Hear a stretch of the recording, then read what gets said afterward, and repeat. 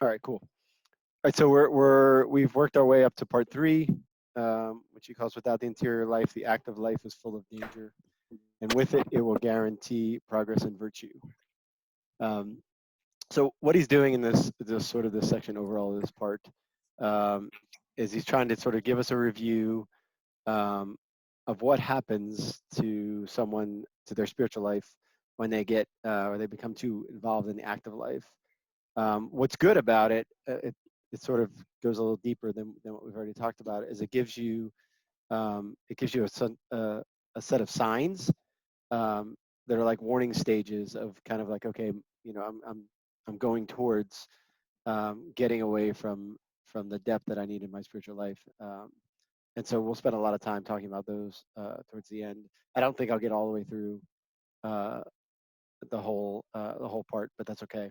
Um, so his first part, um, he says active works are a means of sanctification for interior souls, and for others they become a menace to their salvation. So I want to talk a little bit about this part because I think it's a little bit helpful for us to begin to think. We talked about already to begin to think and see things supernaturally. So with a supernatural way of looking at things. And so he says, if we were to view works considered in themselves as an obstacle to sanctification and assert that, although springing from the divine will, they necessarily slow down our advance toward perfection, it would be an insult, a blasphemy against the wisdom and goodness and providence of God. So remember, what he's trying to do is get us to put a primacy on the interior life and then to make our active life flow out of our interior life. And he doesn't want us to think that the active life is something bad. But his point here is that there's no such thing as a menial task. Okay, because and again, what I like about this book overall is what he does is he takes some sort of theological truth. Remember last week it was like he was talking about contemplating the Trinity, and then he traces out the practical implications of it. And then we did the same thing last week when we talked about our presence with Jesus when he walked the face of the earth. So this is another one of those cases where he's doing that. And what he's really doing is taking the fact that God's providence and then carrying out the implications of God's providence. So God's providence, as the word sort of suggests, has the word provide in it, right? So it's the means by which God provides everything that we need to be sanctified and become saints. And this is God's providence happens to us moment by moment by moment, okay? Um, and so if we really believe that, which we do, but if we take that as sort of our value, then everything that happens to us from moment to moment to moment, we can just say yes to God. And so, um, and in that way, we never sort of lose that connection to God. And so this is a really important point, is getting in the habit of doing everything with God and for God, right? So even the most menial of tasks, right? Like taking a shower or uh, unclogging a toilet. Any of those things can be done out of a love for God because God puts you in that situation um, at any given time.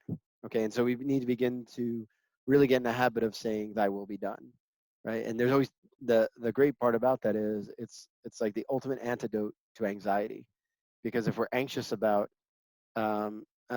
things, we just have to stop and go, wait a second, who set this up, um, and why did he set it up? So it was God that set it up, but he set up each and every moment of our lives for us to be sanctified. And so we have to get in the habit of seeing things in that light. And then our interior life just continues just to overflow into everything we do. And then there's no break, right? And that's sort of what St. Paul means when he says pray always, right? Um, so you could think of just you're stuffing envelopes or something, and you could somehow make that to do it out of a love for God.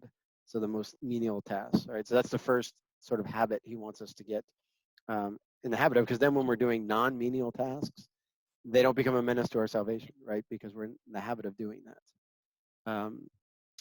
And so, he goes on to sort of talk about that several places.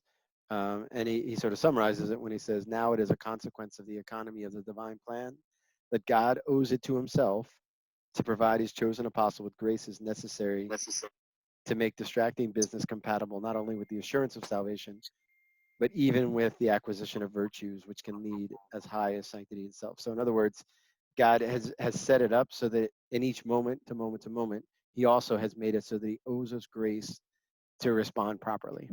And we're going to talk a little bit about grace tonight, so that we can sort of understand like the mechanism by which the interior life works. Okay. Um, and so that idea of a debt, that God sets up this debt, again, is one of those cases where He's sort of taken a theological truth and then teased out the practical implications. So He says, such aid is a real debt of the Sacred Heart owed to Him as His chosen instrument. Let us not fear to repeat it over and over again, and every apostle, provided he fulfills due conditions, should have absolute confidence in his inviolable right to the graces demanded by a work, whose very nature gives him a mortgage on the infinite treasure of divine aid. Okay, so what he's saying, and I think honestly, this is like probably one of the richest of the sentences that he has in the entire book, um, because it helps us balance and understand in our mind the interior life versus exterior works. And he's essentially saying that when God gives us a mission, He always equips, and we can absolutely count on that. We can absolutely count that if God is asking us to do something, even the most menial of tasks, that what's sitting there and that we all we need to do is be faithful to is grace, moving us uh, to make it something that helps us grow in virtue and grow in sanctity. And so we sort of have to have our grace antenna up and understand that, but then to act on it. Okay. And so where this sort of comes from again is us grasping that our spiritual life is just an extension of Christ's life on earth, right? Um, so everything He did, like we've talked about before, was merited for us, right? And so every grace He won, He wants to distribute to us. And in this case, He has an infinite treasury of graces, uh, so the God the Father, He's actually in debt to His Son, and so rather than pouring the graces back onto His Son, He pours them over us. All right, so Christ has made it. So we're owed the graces because Christ is owed the grace, and so that's what Jesus means in the high priestly prayer when He says, "Father, glorify me in your presence with the glory I had with you before the world existed," right? So He's saying, in my human nature, glorify me. And then that spills over to the rest of us. Um, and so that understanding, I'm having the confidence to go, well, God owes me the grace in this situation. And that's good. And that's a good habit to understand, because it gives us a complete confidence. And it also keeps us going, only as far as God wants us to go, because we're utterly dependent upon Him. All right, so this is where we sort of take a little sidebar, um, and I think one of the biggest obstacles to growth in a spiritual life is just not sort of understanding how it works, right? And that's what we've been talking a lot about. So here I want to sort of talk about how grace works. All right, and some of this comes from the fact that we use the word grace, and it's sort of an ambiguous term, right? It just grace, the word just means gift, right? The distinction comes in understanding between sanctifying grace and actual grace. All right, so we'll spend a couple of minutes. How many of you know the difference already? So, okay. So we can spend a few minutes kind of just talking about this. Okay, um, so St. Paul in 1 Corinthians, I think it's in chapter, towards the end, probably chapter 15, he talks about, he says, by the grace of God, I am what I am. And His grace has not been ineffective. And then he says, indeed, I have toiled harder than all of them, all the other, these sort of fake apostles that he's talking about. Not I, however, but the grace of God that is within me. Okay. And so what he's talking about is the two forms of grace, or the two types of grace. The one is what we call sanctifying grace, which is the infusion of God's life into our soul. Okay. And the second is actual grace, which is what he's saying at the end of that.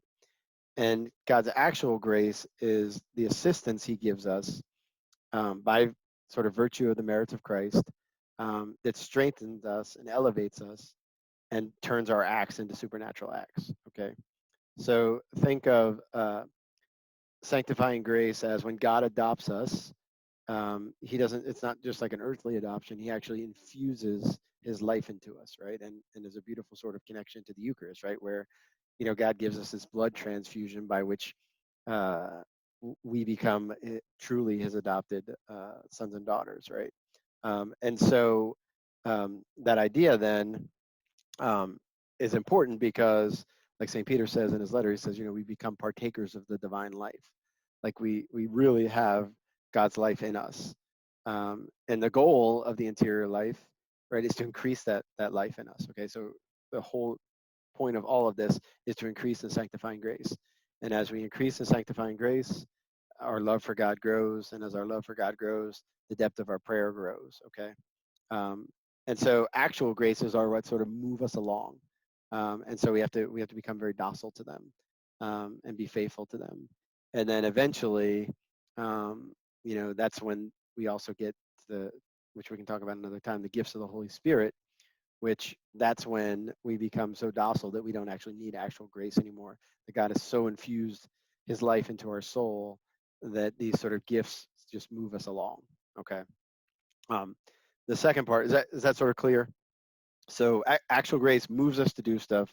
Sanctifying grace is like God's life filling up inside of us. Okay, and so sanctifying grace increases through prayer, the sacraments, and acts of charity. Okay, charity being not just nice to people, but things done out of a love for God, even if it's done for other people. Okay, the second point, which is really kind of important now, is where he talks about the real debt to the Sacred Heart of Jesus. Okay, so what I want to talk about a little bit about is Sacred Heart devotion. Okay, and we'll talk why that's important for a second.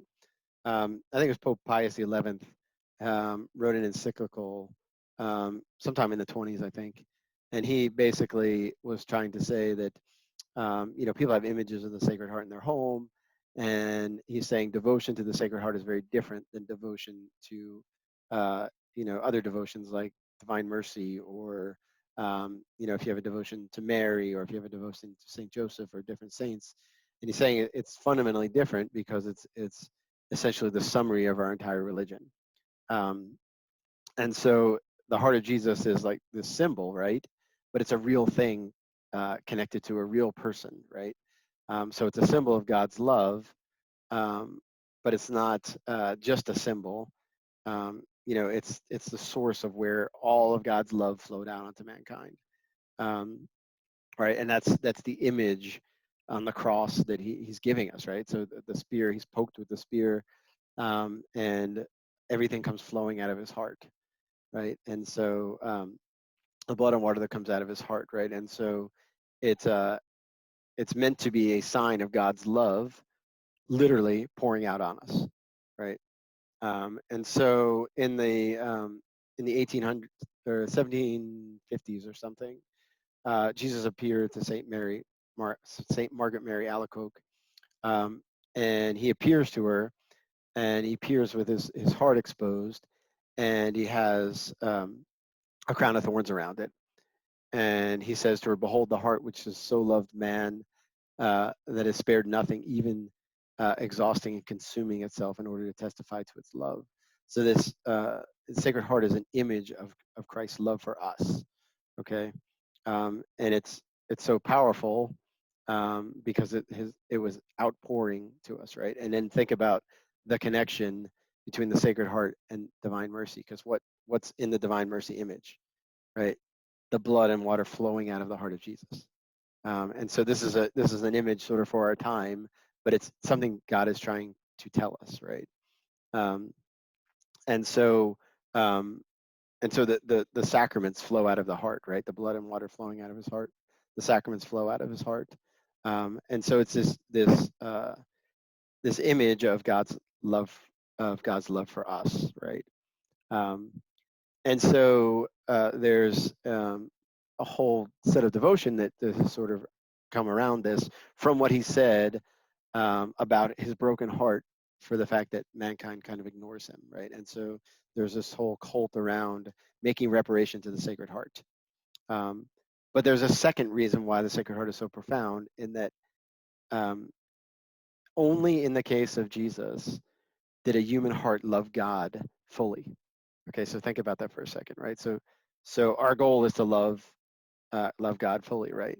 And so we do that with a human heart. But in Jesus's case, he actually accomplished that. And so when we reunite ourselves and we offer to God the love of the Sacred Heart, that becomes also pleasing to Him. Okay, and so we have to get in the habit again of thinking about Jesus's broken heart, especially now, like in the times we're living, right? It's very fitting that the fact that we're not going to have the sacraments over the next however long it is, right? That breaks Jesus's heart, but we can suffer that with him and offer it back to his heart. Okay. And so you can kind of see why it is it's such a popular devotion, because it's very tangible, um, and all of the gifts that God gave were through the heart of Jesus. Okay. Um, and so we can talk more about just the idea of devotion to the Sacred Heart. But his point in all of this is that these active works that are done with charity sort of elevate our prayer. Okay. um, and he even says something to the effect of the degree of contemplation is a sign of the abundance of charity in a soul. And so the more we love God, the more it's this sort of gravitational pull that draws us near him, the deeper our prayer will be. And the deeper our prayer is, the more we love God. And you can see how it's sort of like this feedback loop, right? Um, and so the more we're united to Christ, the more the active life extends his mission. Okay. And he says the active life is concerned with the care of others. It treads the path of sacrifice, following Jesus, the worker and pastor, the missionary and wonder worker, the healer and physician of all, the tireless and tender provider for all the needy here below. It goes out into the byways of human misery, speaking the word that enlightens and sowing all about it a harvest of graces that will grow up into benefits of every sort. All right, so that's the end of section 1. Section 2 now, he's beginning to set up the real sort of challenges we face. All right, and he's going to talk a lot about spiritual warfare, a lot about what the devil tries to do, and so it's a good idea for us to talk about this. And then he has a list of the sort of stages in which we get pulled away from God. Um, and so we'll talk a little bit about that, and then we'll probably stop there for this week. All right, so he's talking about um, how the devil will sort of egg us on, okay? And he'll egg us on by, first of all, by making us sort of deceive ourselves that our interior life is way better than it really is. And remember he talked about in the beginning. He said we should have anxiety that our interior life isn't quite as strong as we think it is. Okay. Um, so he's well schooled, the devil is, in tempting us. All right, and a lot of times he'll tempt us towards good things. All right, if for no other reason, to move us away from something we're already doing. Okay, and so when you find yourself flitting back and forth, you get this new idea to do this and then dropping the stuff you're already doing. That very often is the devil just trying to get you not to commit to anything, right? And it's just this idea of living this like a scattershot approach to the spiritual life. Um, and so we have to understand that he often uses good things to make us draw away from God, right? And one of the good things he normally does is make us overcommitted to stuff, especially active stuff. Um, but but he also tempts us in other ways too, and in sort of the obvious ways. So I want us to sort of begin to think about some of the signs that he's tempting us. Okay, the first one, the big one, is confusion, right? Where you're just like, I don't know why I'm thinking this way about things, um, but I am. Okay. Um, the second is when we're impatient, when things hurt our feelings, right? So we do something for someone and they don't respond the way that we expect them to respond, and our feelings get hurt. That is almost a telltale sign that we're listening to the devil. Okay. Vanity is another one that he lists. Jealousy, presumption, detraction, and all of this sort of weakens our soul and weakens our connection to God. Um, and then as he begins to talk about this, he traces the steps um, that help us to that we kind of begin to fall away from God, and it's usually because of inexperience. Okay, and so this is where it would be good for us to sort of talk about this. Okay, here's what he says. He says, inexperience, presumption, vanity, carelessness, and cowardice are the answer. Haphazardly, without stopping to reflect on his inadequate spiritual resources, he threw himself into the midst of dangers. When his reserves of the interior life ran out, he found himself in the position of an uncautious swimmer who had no longer the strength to fight against the current and is being swept away to the abyss. All right. And so here's his three stages. And these are, I want to sort of us to have a conversation about. Um, because I want you to help. I want to help you to uh, identify when these are okay. Um, and so the first that he talks about is this sort of lack of clarity and lack of convictions um, in our spiritual life. Um, and so one of the graces early on um, in the spiritual life is God gives us the grace of perseverance, right? And that might be the only consolation we get early on is that, no matter what, I keep going back to prayer. I don't really know why. I'm not getting anything out of it. But I'm still going back to prayer and I still have the desire to pray, right? And things begin to get a little dark. Um, that's good, right? It's when um, it's when we don't persevere and we're like, well, does this really matter? And so we have these convictions that, I'm going to spend my 20 to 30 minutes a day doing mental prayer. And then we start to question it. We're like, well, is that really necessary? Is it really necessary that I do that every day? Plus, like, the last 6 days I've done it, I've just been sitting there. I'm not even sure if I'm praying, right? And that's when the grace of perseverance is real. So that's a temptation that we have to respond with the grace to the grace of perseverance. Okay. So always keep your good resolutions. Um, and very often when you do that, you'll it, the way out of it is to start asking yourself questions, right? Because you get in the case where you just don't have any clarity about things, right? If you don't have a clarity about things, then the devil typically will cause confusion, um, and God allows it so that we will run to Him to ask for clarity. Okay, and so like Saint Ignatius talks about when you're in desolation or when you have this loss of clarity, not to make any, not to change anything in your spiritual life, not to make any, you get rid of any old resolutions, and sometimes not even to make new ones, to just keep persevering. Okay, and so when we begin to recognize us, when we begin to recognize this going on, um, we'll be able to combat it. That this is sort of the first stage in beginning to like lose our intensity in our spiritual life. Okay, is when we make these convictions and we begin to say, I don't know if I need to do those. Okay, so that's stage one. Stage two is when, and this to me, like in my own spiritual life, uh, is actually the one that I normally I will fall into, and it's also the best one that I like, the most easy way that I catch that I've slid away. And he says it's you're greedy of your time devoted to the active life, and fails to live by a schedule in his interior life.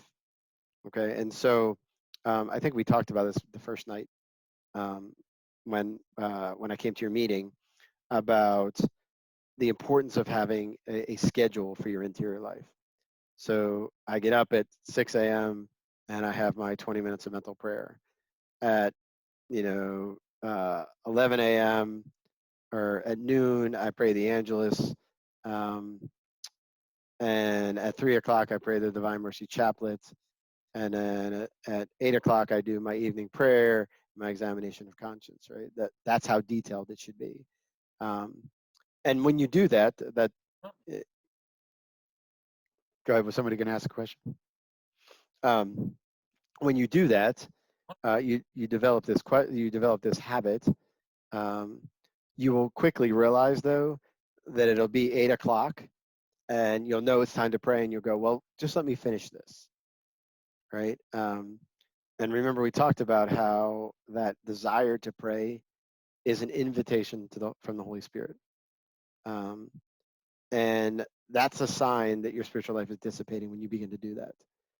So you need to set a schedule, a prayer schedule, and then stick to it. And obviously, there'll be times when something happens and you can't. Um, but in general, when you find yourself sitting there saying, "Yes, I'll go pray in 5 minutes," um, usually that's a sign that one, that God is inviting you, but in essence, you're sort of saying no to God.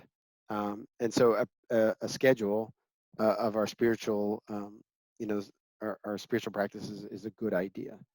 And that, and he even goes on to talk about, having this supernatural, what he calls the spirit of faith, supernatural outlook on how we use our time. Okay. And so when we do that, we don't waste any time. I remember, I think it's St. Alphonsus Liguori, um, went when he was a young man. He promised God he would never waste any time, because he saw time as sort of this currency that God gave him to buy eternity.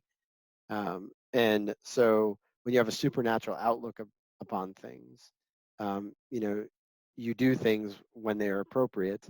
You do them for the glory of God, and it doesn't mean that you're on your knees all the time, right? Like, that's why the first part of what we talked about tonight is really important.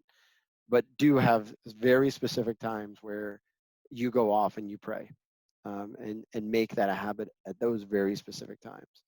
And you'll see uh, a really, that commitment again and perseverance really draws us deeper.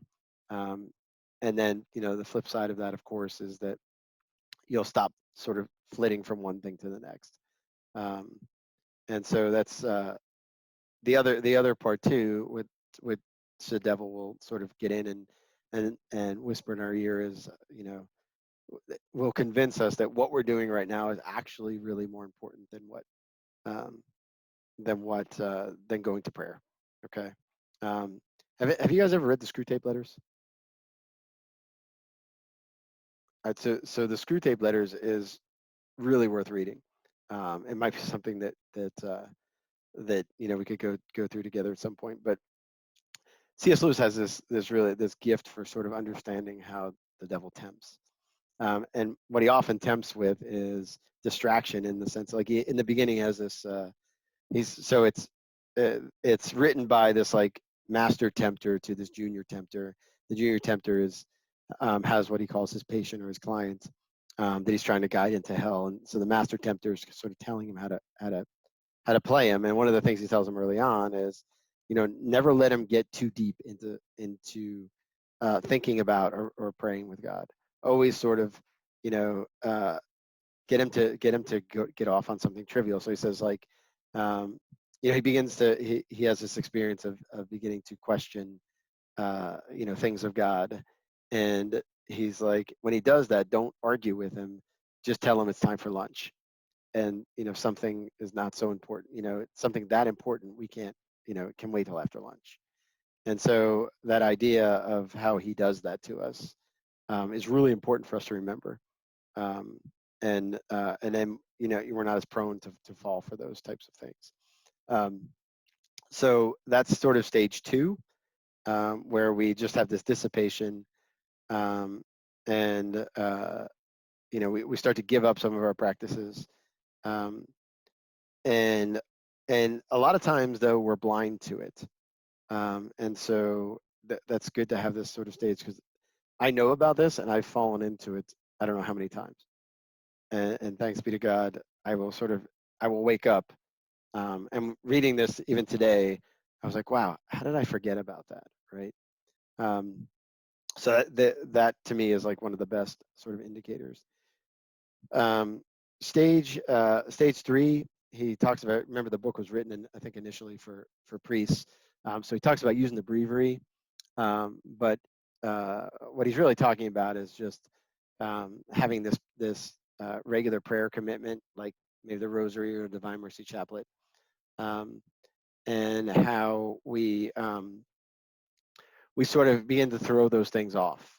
And he gives us something that because they're repetitive. So because they're repetitive, we sort of stop. We stop. We start by doing them in a rush, um, and we just sort of kind of. He says sleepily do it, right? We just sort of go through it, um, or we put it off to the last minute. Again, been guilty of this, many times where I'm like, okay, I really need to pray the rosary. I really need to pray my rosary. And it's 10:30, and I get through the first decade, and I'm literally like nodding off. And again, having that schedule, the rosary should have been way earlier, or I should have at least known that if I put it off, I'm gonna fall asleep, right? And so I wouldn't put off other important things till I'm tired. And so prayer has to be the same way. So we begin to see this dissipation in our intensity when we start putting it off, um, and then and doing it in a rush. So just doing it to sort of, and again, we all fall into this, right? And so when we recognize it, that's when we sort of need to turn back to God in a really strong fashion, but also asking for the grace not to do that. Okay, asking for the grace to make the rosary not repetitive, to make the Divine Mercy Chaplet not repetitive. Okay, so that's stage 3. And then stage 4, he says, is basically where we just get into such a routine, such a familiarity. He calls it with familiarity without respect, um, that we don't draw anything from it. And he's really talking about our sacramental life, which we're going to talk a lot about when we get to the 5th section. But um, you know, we need to always see the sacraments as our lifeblood, um, and to think about, like, that's where we get our life from. That's where we get our divine, our share in the divine life. And so we need to look at it as air, the air that we breathe. And the same thing with our prayer, right? It's the same idea. Um, and so, that's why when I talk to you all about sort of how you open mental prayer, um, you should always start with, an acknowledgement that God's there, but an acknowledgement of who God is and who I am, right? So, I make an act of faith about how great God is, and then, I make an act of humility and an act of contrition to recognize that, I'm little better than a fugitive from hell, right? And so when I remember who God is, before I do anything, that the Lord of the universe has deigned to speak to me, and all I have to do is turn my attention to Him, that can really help, not to get into a rut and not into a routine, right? And so it seems really formal at first when you're doing it, and there are certainly sort of more natural ways to do it, but don't lose that habit of having, making those opening acts when you do your mental prayer, because it really does set the stage, and it sort of says, okay, I know who I am, I'm clear about who I am, and I have no right to be here in front of you, and yet you're going to speak to me, and that immediately gets my attention. Um, and so anything we can do to break routine, um, and one of the graces that will come out of this sort of interdict on the sacraments right now is the fact that, for a while, I'm sure we won't take them for granted as much, right? And so routine can really sort of kill our spiritual life. Um, Not routine in the sense of a schedule, but routine in the sense of just kind of going through the motions. Um, so we need to catch when we do that. Okay, so the last part, and this is the last part we'll talk about, is he closes the section with a prayer. And I think this prayer sort of encompasses every part of what our approach to prayer should be. He says, "O Jesus, thou apostle above all others, did anyone ever spend himself as much as you when thou did live among us? Today thou dost give thyself more generously still by the Eucharistic life, without, for all that, ever leaving the bosom of your Father. Would we were unable to forget that thou does not want to know our works, unless they be animated by a truly supernatural principle, unless they be rooted deep in thy adorable heart." And so what he's sort of getting at here by way of this prayer is the habit of connecting ourselves to Jesus, connecting ourselves through Jesus, through the Eucharist, um, and never forgetting that everything that we're animated by flows out of His heart, and that's what's ultimately pleasing to God. So the way we conform to His heart is what is ultimately pleasing to God. All right. So that's all I got. What are your questions? How is daily mental prayer going for you guys? You all can come off. I'm gonna stop recording so that this doesn't actually end up on the